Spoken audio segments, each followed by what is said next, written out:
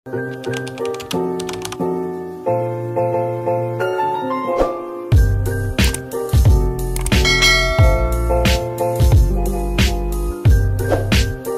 guys! Welcome back sa aming channel. So for today's video is may i-share ako sa inyo ng pwedeng pagkakitaan.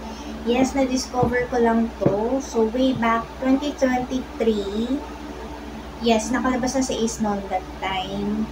And na-stop lang ako ng 2 years kasi nga gawa nga nung inasikaso ko siya, marami siyang kailangan gawin, mga therapy, mga ganung bagay. So na-stop talaga ako. So nag-focus ako that time sa kanya for 2 years. And itong website na to is na-discover ko lang din to somewhere or yeah, kasi mahilig lang talaga ako alam niyo na, mag-experiment ng kung ano-ano. So na-discover ko lang siya, itong website na to, itong platform na to. So na-discover ko lang siya. Then maraming times na rin ako nakapag-cash out dito or nakapag-withdraw sa platform na to. Disclaimer lang po, itong platform na ginagamit ko na to na to earn while at home is wala po akong binayaran or wala akong nilabas na kahit ano. So, free lang talaga siya. And pwede kayo mag-withdraw any amount na gusto nyo.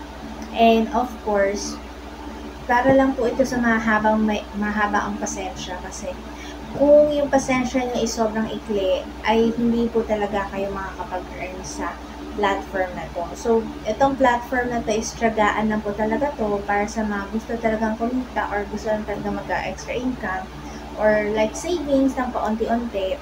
Well, nakaka-help talaga siya. Nasa ano niya na natin, nasa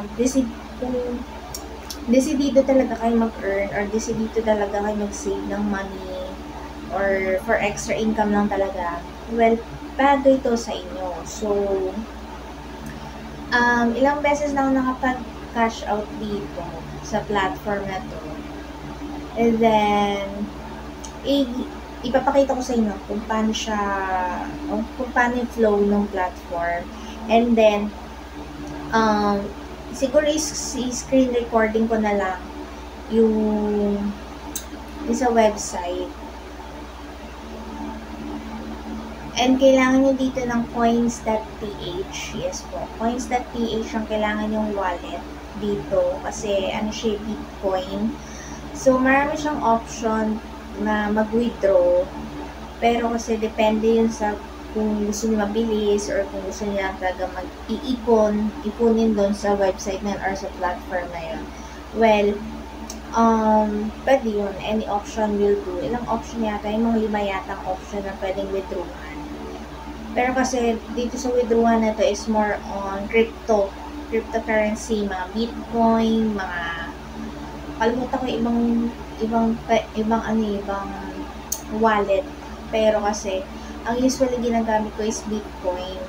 So, pag Bitcoin Cash kasi ang ginamit ko, madali ako mag-withdraw. So, any amount pwede ko i-withdraw.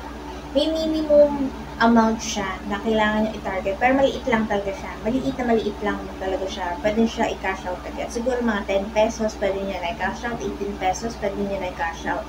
So, nasa sa inyo yun kung how much yung gusto nyo i-withdraw sa platform na to. So, umpisa na natin. Guys, nakapag-login na ako sa account ko. So, meron tayong 38 cents. So, pwede na yan. So, ito yung edit payout. So, ito yung mga different types of wallet na meron sila. Ayan. Ito yung mga minimum. 0.30, 0.50, $1. At ito yung pinili natin, yung coins na Bitcoin Cash. So, paano nga ba tayo lagay ng ating Bitcoin Cash? So, ayan, nalagay ko na yun sa akin kasi. So, punta lang tayo ng coins.ph. So, ito na yung coins.ph natin.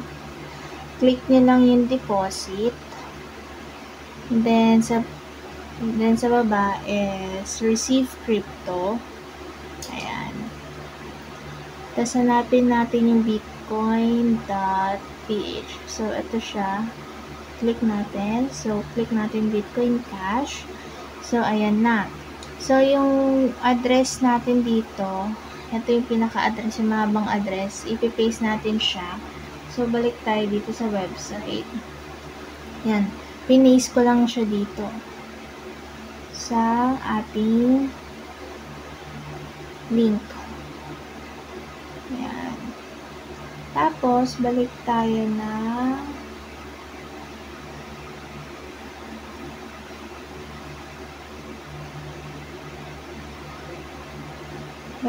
dun sa ito. Click na natin yung payment. So, withdraw natin yung mismong exact amount na meron tayo. Request payout. So, balik tayo sa payout history. So, ayan na siya. Kung nakikita nyo, yan na siya ha. Yung 0.38 na ating withdraw. So, pending state pa siya. So, hintayin lang natin. Minsan kasi talaga matagal siya. So, pwede nyo siyang i-cancel. May option kasi siyang i-cancel dyan. Yan. Kung nagbago isip nyo, na ayaw nyo na i-withdraw muna, gusto nyo munang ikunin, mga ganang bagay. So, ayan. Ito yung payment method. So, ito yung ID, yung amount to withdraw, yung reference, yung date kung kailan.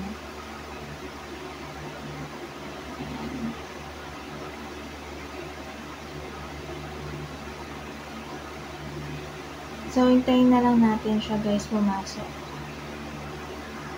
So, yun guys, na nag-withdraw tayo ng ating earnings sa 2 CAPTCHA.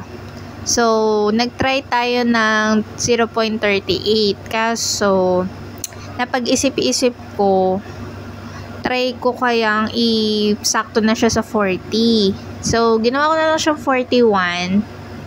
Then, kinancel ko siya ulit. Kasi, the reason why kaya ko siya kinancel, kasi, naninibago ako kasi sobrang tagal. Naka-pending state lang siya. So, binasa ko muna yung policy nila regards sa payout.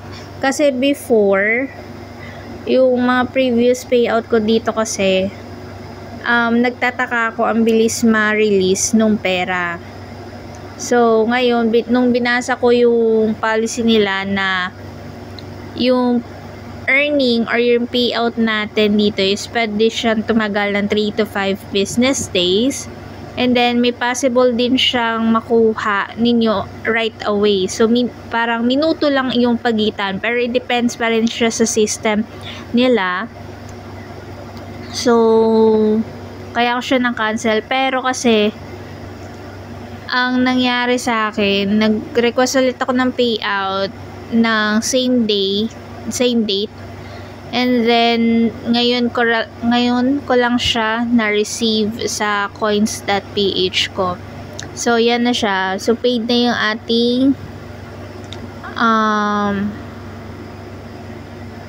yung ating pinayout. So, punta tayo dito sa coins.ph. Yan.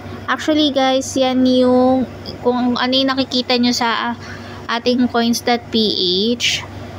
Yan po yung amount sa ating Bitcoin Cash. So, yan po yung na-trade natin or yan po yung naging payout natin sa 2 CAPTCHA.